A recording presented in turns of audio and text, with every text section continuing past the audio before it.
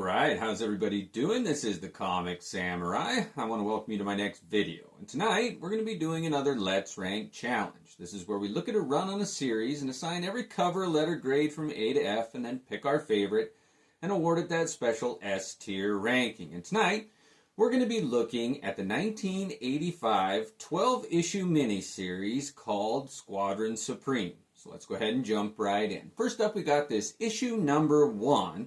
And they wanted to reintroduce these superheroes as more of a heroic team rather than villains. They were the Squadron Sinister when they were first introduced in the Marvel Universe. However, this miniseries kind of rewrote them. It's a different version of them.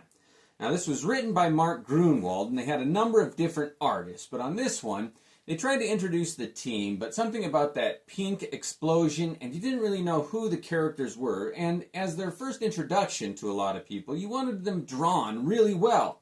And these smaller images just kind of got lost in the hustle there. And the speedster here, I didn't like how his mask was.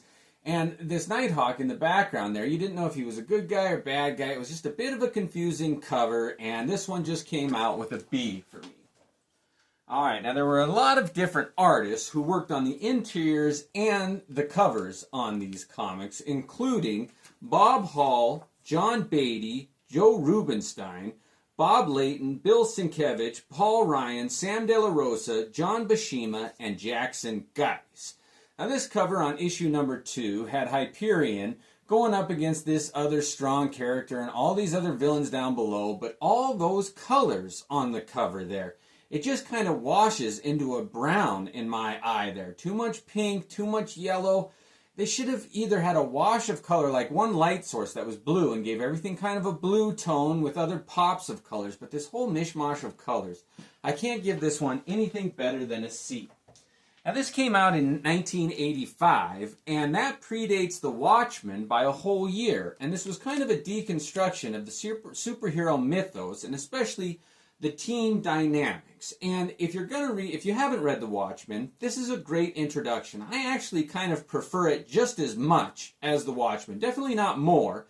But if you're going to do a huge 12-issue in-depth look at superheroes, I do suggest reading this Squadron Supreme before you read The Watchmen. It's a little more linear, where The Watchmen had two different stories going on, and it can be a bit confusing. There's a lot of text also.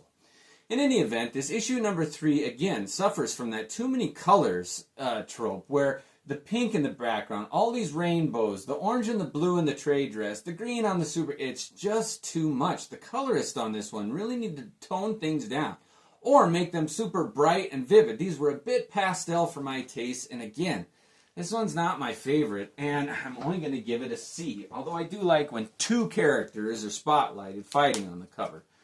This next issue, issue number 4, shows this female heroine that's been defeated, and I never liked that. The white background does bring this one up a bit, but again, these nameless characters, you don't really know them. They needed to do more of an introductory covers, where they had one character and really just spotlighted them with their name in the forefront, so that you'd get to know these characters a little better. This one, again, I can't do anything better than a C on it, and we'll call it a C-. Next up, we got this issue number 5, and they tried to have this like screen in the background that shows these characters being held behind a chain link fence, and it just didn't translate very well to being drawn. You never like it when there's a crisscross on top of a figure that you're trying to make out, and this green background there with the purple and the trade dress. Again, the colors on this one killed me, and I can't do anything better than a D on that one. Next up, we got issue number 6 here, and I did like this one a little bit more. The stark black background, Hyperion front and center there, some of his supporting cast in the background there. I like the design of this character. Purple on the bottom there. The trade dress isn't great. This thumbnail's not great in my opinion.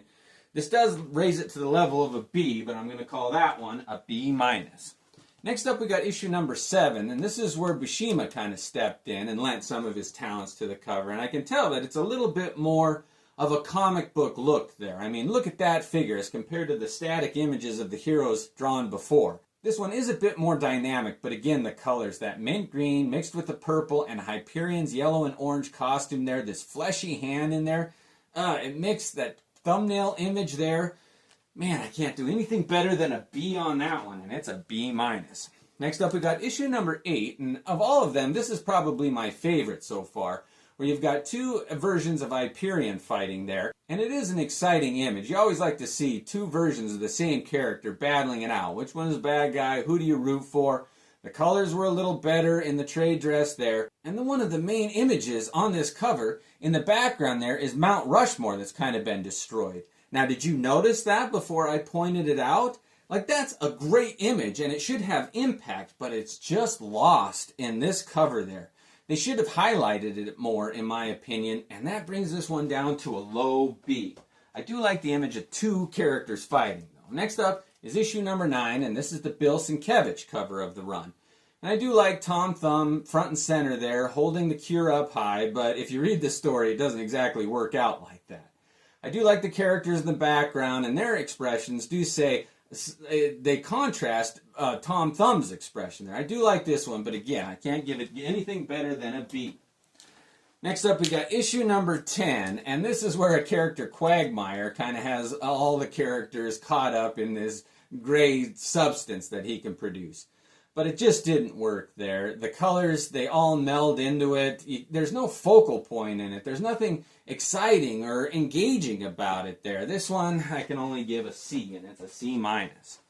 Next up, we got issue number 11. Now, this one reminds me of a G.I. Joe cover. A lot of these reminded me of G.I. Joe covers, where you've got this team that they're just miscolored, though. At least they had that unifying, like, army fatigue motif that they could kind of unify all the characters with in G.I. Joe. This doesn't have that, and it's just a mosh of all these colors, and it just mixes in my eye to a brown. The colors on this, again, can't give it anything better than a C. Next up, we got issue number 12, and this is the last issue of the 12-issue miniseries, and it's just a group shot there.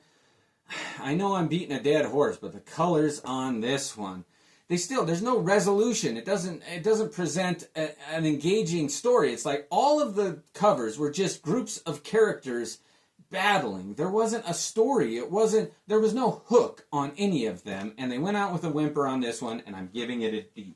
Well, as you can see, I didn't award any of these covers an A, and I didn't know if I was going to do that or not. That's never happened before. I want to stress that I love this series. It really does have a special place in my heart. It's a great story that Gruenwald wove. However, the art on it just suffers. I wonder if they redid it with a more modern art take, or at least redid the covers on them and just reissued them.